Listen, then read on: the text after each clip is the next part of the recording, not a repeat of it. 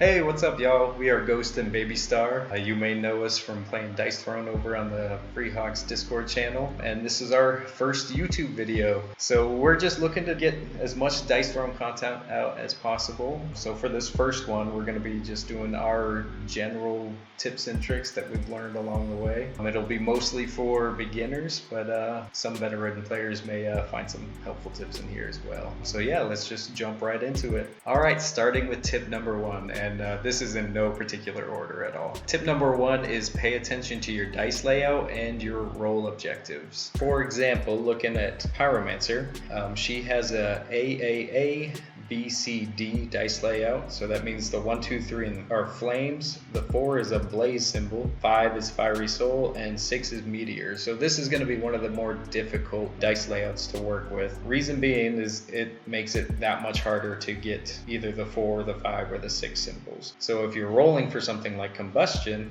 if you have a 5, 6, and 3 flames, you know that the 4 is going to be your most difficult diced or symbol to get. So you are better off re-rolling the 3 flames to give yourself the best chance of rolling a 4. And then also looking at her ability objectives. So it's important to get familiar with each ability and what symbols get used a lot. Certain heroes are gonna have hardly any 6s on their board, so it becomes very dangerous. Somebody like Monk, the only 6s that are utilized are obviously the straights and then the mini ult and the ultimate.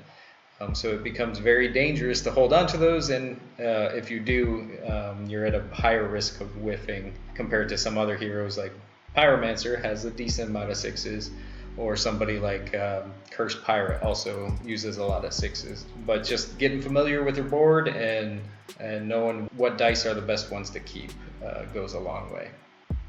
Alrighty, tip number 2, I would say be careful using all 3 of your roll attempts. With Pyro, for example, let's say you have a small straight by roll 2. It's pretty dangerous to take that third roll just hoping for a large straight when number 1, it's probably not going to happen, and number 2, then you're at a perfect spot for your opponent to just use a helping hand, a So Wild, any dice mod to get you out of a straight that you had pretty much perfectly beforehand. I would also say roll what you can to save your modifier cards. Your modifier cards are super important. Let's say you wanted to go for combustion and you start rolling and you didn't get a 4 or a 5. It doesn't look like it's going to happen. Pyroblast is seeming pretty easy to get. Just lean into Pyroblast. I would say don't try to force a combustion, because then you're going to end up having to spend a modifier card just to not whiff, when if you had just left it alone, you would have still had that modifier card and still gotten a good roll objective that worked out without spending one. All right, tip number 3 is stay aware of your board state and your opponent's board state. So what this looks like is basically just being super aware of all the status effects, as well as your own CP and your opponent's CP, and then also how many cards your opponent has. If opponent's sitting at 3 CP with 4 or 5 cards, you got to be afraid of that twice as wilds in their hand, or even just 1 card and 1 CP. That 1 card may be a helping hand or a tippet. So just paying attention to these at all points whenever you're rolling for objectives or trying to figure out if it's worth playing a dice mod or something along those lines. Just taking a look at your opponent's board. Maybe it's a Vampire Lord and they have a Mesmerize that could throw you off, or any one of those things. Just being super aware of all of the different components of the game, so CP, cards, and status effects. Alrighty, tip number 4, I would say prioritize dice mods. Upgrades can be great, upgrades are great, but really, especially if you're a low economy character and don't have much CP to burn, you need to make sure that you have enough for your mods. You're just not going to have many other cards that are more important than your dice mods. A way I like to use dice mods, I like to use them less for myself. Of course, it happens all the time that you need to, but I prefer to make my opponent whiff with my mods instead of making something that I'm rolling a little bit better. All right, for tip number 5, I'm going to talk a little bit on how to value your upgrade cards. And this should go a little bit into how to value just unique cards as well. Looking at some of Pyromancer's upgrades. So when I'm trying to figure out whether I should play an upgrade or not, the obvious thing to look at first is the CP cost. But then also, you always compare it to the base ability. So with like Pyroblast 3, the base ability is deal 6 damage and then roll 1. And then you're either adding 3 damage, inflicting a burn, gaining fire mastery, or inflicting a knockdown. With the upgrade, you get to roll 2. So this has potential of getting you plus 3 damage each time you activate it for 3 CP.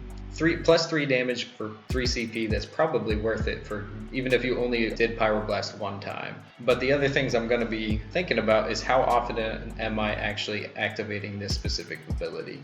So Pyroblast is a super easy ability to get, and it's going to be one of the abilities you'll lean into more than any other one, especially if you have this upgrade out. So I'm probably going to activate this 4 or 5 times if I get this card out early enough. So this one is super high value, whereas something like Burning Soul, it's only 1 CP, so much less cost to you, but in most matchups, I'm not looking to activate this one many times.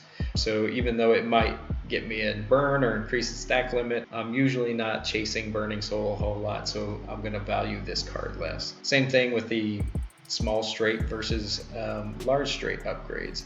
I may prioritize the small straight just because that one I'm going to get more value from, just based on this is going to be so much easier to activate than the large straight is. And then defense upgrades, most of the time it's just going to come down to your matchup. Is my opponent going to hit me with a lot of defendable attacks, or is it somebody like Ninja or a Shadow Thief who's not going to hit me a whole lot? At that point, probably better just to sell it.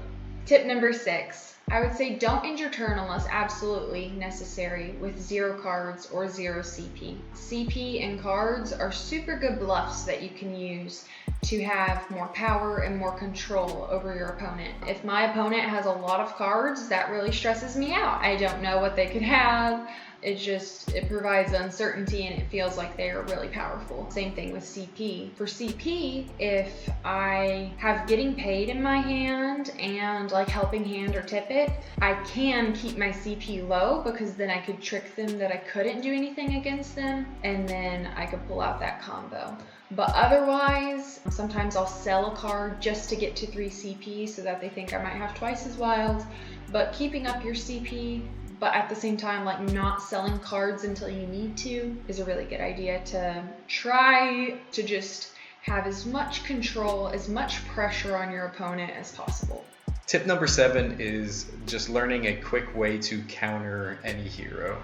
So this is mostly for the situation when you don't really know much about the hero you're playing against. So the quick, easy way to do that is literally just taking a look at your opponent's defense. If it's a super strong defense, that's going to tell you whether or not you want to be pushing for Combustion or maybe for straights and Pyroblast. If it's somebody like a Moon Elf or a Shadow Thief, I may be trying to avoid that defense more often. And then it also makes it easier to decide who you want to play. So I would even take a look at the defense before I choose who I'm going to play. Somebody like Vampire Lord's going to do well into somebody that does have a strong defense. They can lean into Glamour easily for undefendable. But yeah, just quickly looking over the opponent's defense, super easy way just to gauge what your opponent can do.